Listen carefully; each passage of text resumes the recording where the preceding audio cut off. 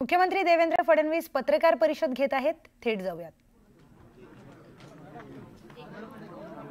आज मुख्यमंत्री देवेंद्र फडणवीस नवी मुंबई विमानतळाला भेट देणार होते। सोबत उपमुख्यमंत्री एकनाथ शिंदे देखील आहेत आणि गणेश नाईक देखील त्यांच्या सोबत आहेत आणि याच सगळ्या विषयावर पत्रकार परिषद ते घेत आहेत।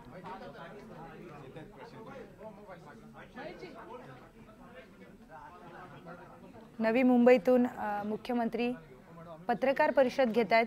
नवी मुंबई विमानतळाच्या पाहणीसाठी ते गेलेले होते आणि ती पाहणी करून झाल्यानंतर आता ते पत्रकारांशी संवाद साधणार आहेत।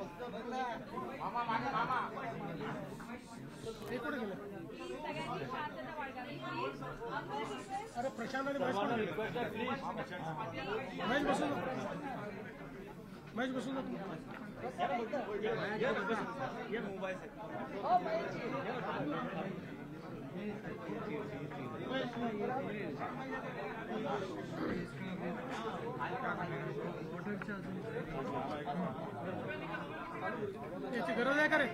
नाही ना?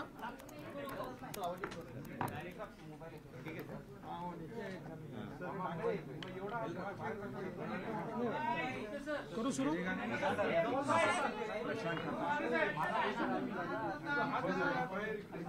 ठीक आहे, त्यांना तिकडनं आणून बसवा नंतर।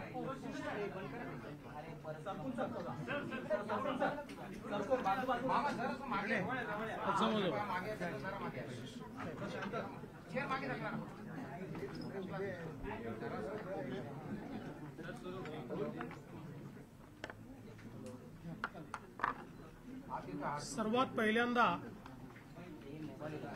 जगभरातल्या शिवप्रेमींचं मी मनापासून अभिनंदन करतो की देशाचे प्रधानमंत्री माननीय नरेंद्र मोदीजी यांनी छत्रपती शिवाजी महाराजांचे 12 किल्ले हे जागतिक वारसा स्थळ म्हणजे वर्ल्ड हेरिटेज साइट घोषित करण्याकरता नॉमिनेट केले होते। खरं म्हणजे माननीय प्रधानमंत्री महोदयांकडे देशभरातनं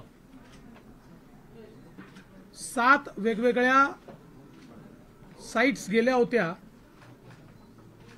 की ज्यांना जागतिक वारसा स्थळ म्हणून नॉमिनेट करण्याकरता आपल्या सांस्कृतिक मंत्रालयाने भारत सरकारच्या प्रधानमंत्री महोदयांसमोर ठेवलं होतं। मी प्रधानमंत्री महोदयांचे आभार मानेन की त्यापैकी प्रधानमंत्री महोदयांनी हा निर्णय केला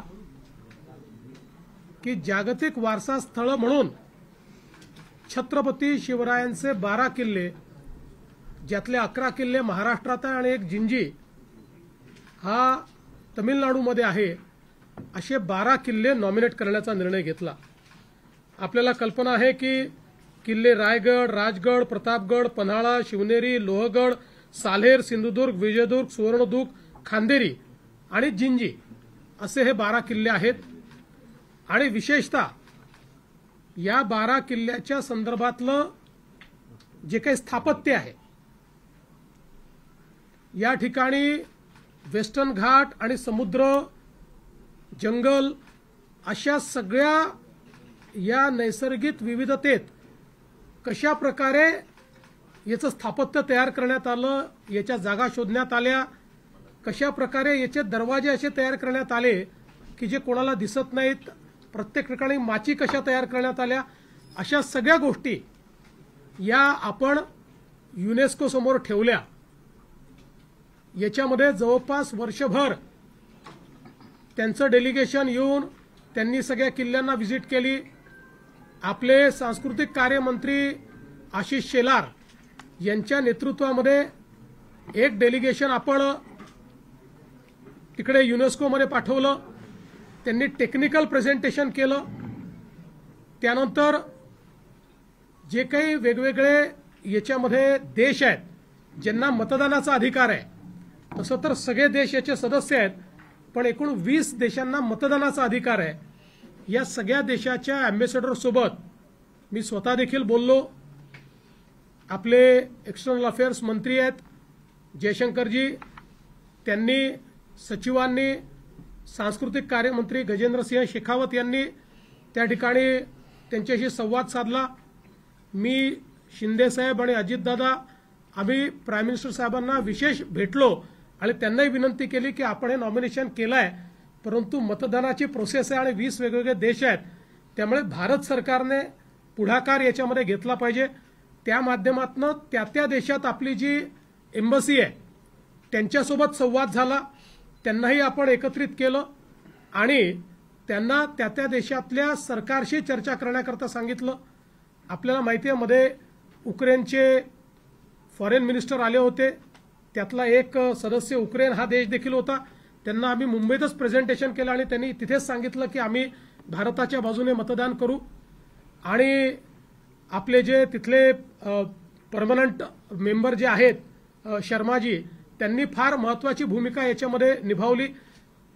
काल ते आणि आपले अप्पर मुख्य सचिव जे आहेत खारगे हे दोघं त्या ठिकाणी उपस्थित होते आणि 20ही देशाने आपल्या बाजूने मतदान केलं आणि एकमताने छत्रपती शिवरायांचे हे किल्ले हे जागतिक वारसा केंद्र आहेत अशा प्रकारे घोषित केलं. त्यामुळे हा शिवप्रेमींचा एक मोठा विजय आहे. आणि त्यावेळी सगळ्यांनी ज्यावेळेस वेगवेगळे टेक्निकल प्रेझेंटेशन झाले त्यावेळी सगळ्या देशातल्या लोकांनी हे किल्ले बांधत असताना जे चातुर्य आणि जी स्ट्रॅटेजी छत्रपती शिवरायांनी वापरलेली आहे त्याचं मनापासनं कौतुक केलं, अभिनंदन केलं. आणि अनेक लोक आश्चर्यचकित देखील झाले की किती पुढचा विचार याच्यामध्ये करण्यात आला होता. आता जागतिक वारसा स्थळ झाल्यामुळे आपले महाराजांचे किल्ले वर्ल्ड मॅपला आलेले आहेत. आता युनेस्कोच्या सगळ्या वेबसाईट्सवर या किल्ल्यांची सगळी ऐतिहासिक माहिती ही त्या ठिकाणी उपलब्ध होणार आहे. वर्ल्ड टुरिझम मॅपवर हे किल्ले त्या ठिकाणी येणार आहेत आणि युनेस्कोच्या माध्यमातूनही त्या किल्ल्यांच्या ठिकाणी जागतिक वारसा स्थळ म्हणून सगळी माहितीचे किऑस्क उभे राहणार आहेत. म्हणजे यातनं एकीकडे पर्यटनाला तर चालना मिळेलच, पण त्याच्यासोबत महाराजांचा गौरवशाली इतिहास हा वैश्विक करण्याकरता आणि वैश्विक टुरिस्ट इकडे आकृष्ट करण्याकरता आपल्याला याचा एक विशेष फायदा मिळणार आहे. आणि म्हणून मला असं वाटतं की भारतीयांकरता आणि मराठी माणसाकरता हा एक अतिशय महत्त्वाचा दिवस आहे.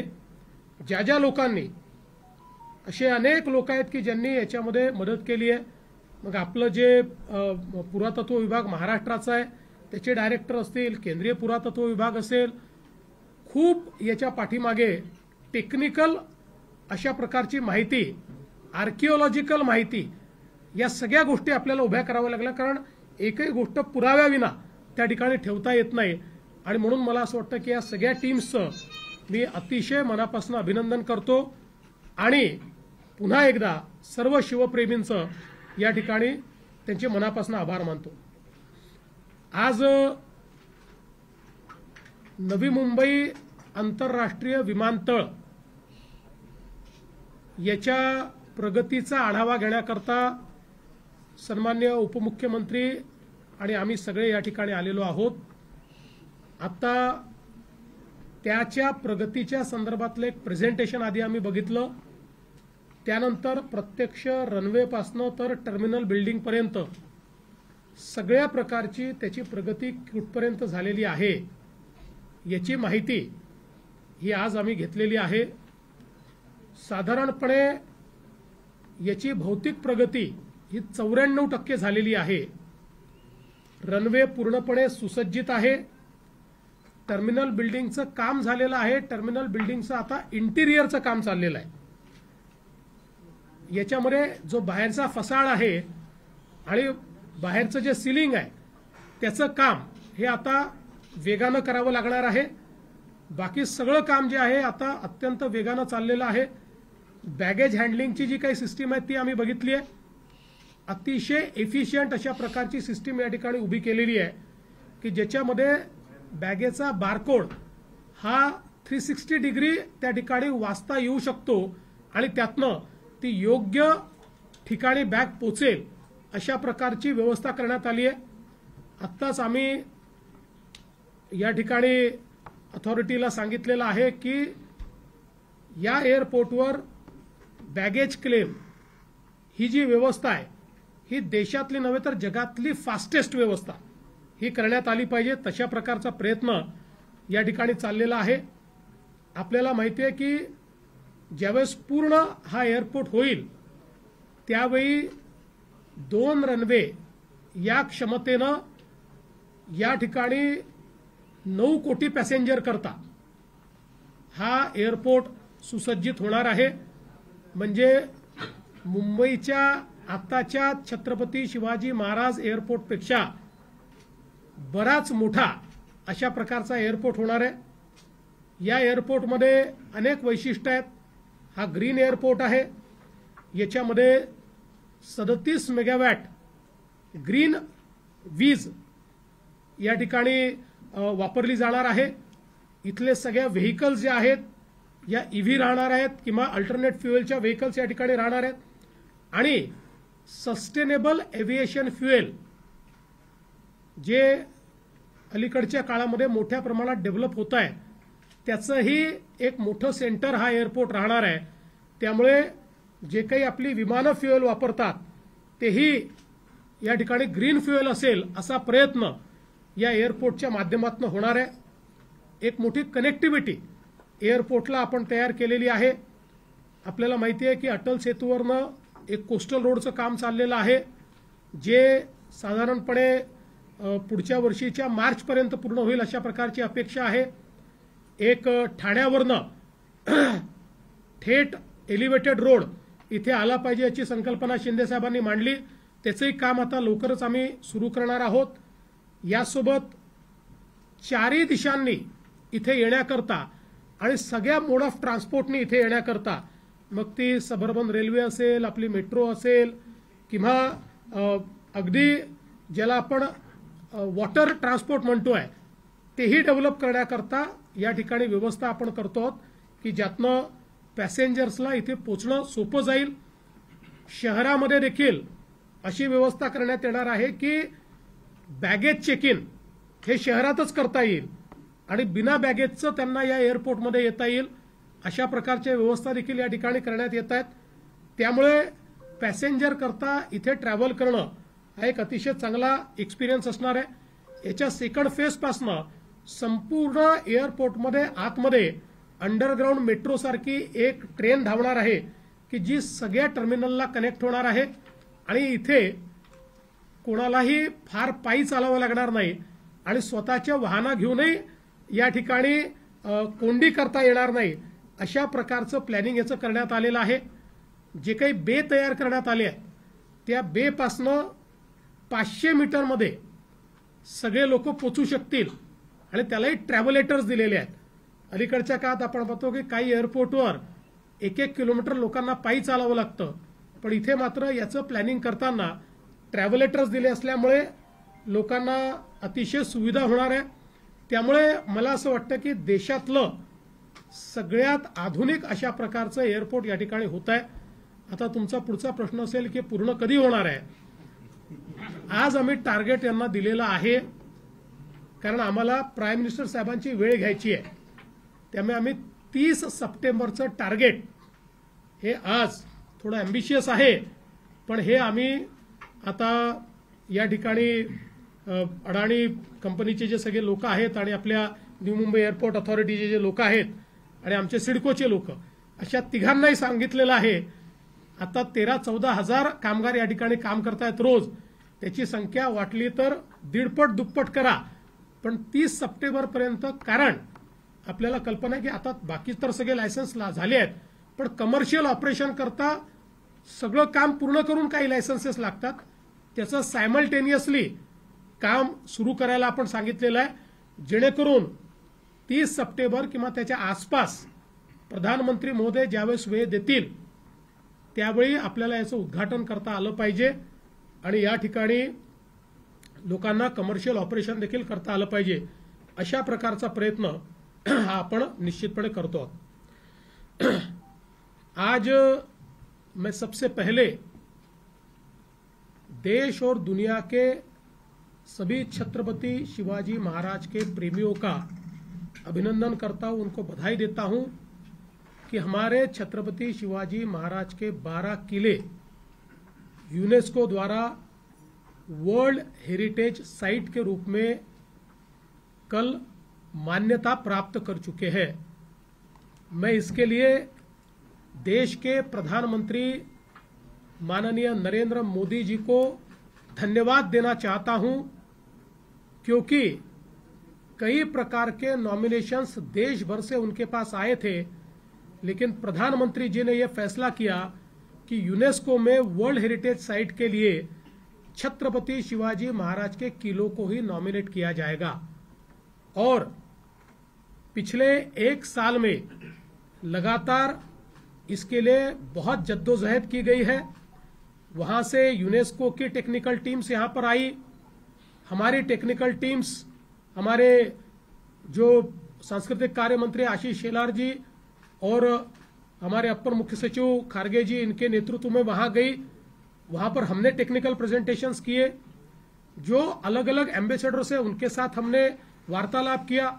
Ministry of external affairs, ministry of culture, Bharat सरकार, इन्होंने इसमें बहुत मदद की। और मैं, हमारे उप मुख्यमंत्री एकनाथ शिंदे जी, अजित दादा पवार, हम सब ने आदरणीय प्रधानमंत्री जी को यह निवेदन किया था कि भारत सरकार, चूंकि इसमें 20 देश वोटिंग करने वाले हैं, तो इसकी अगुवाई भारत सरकार करे।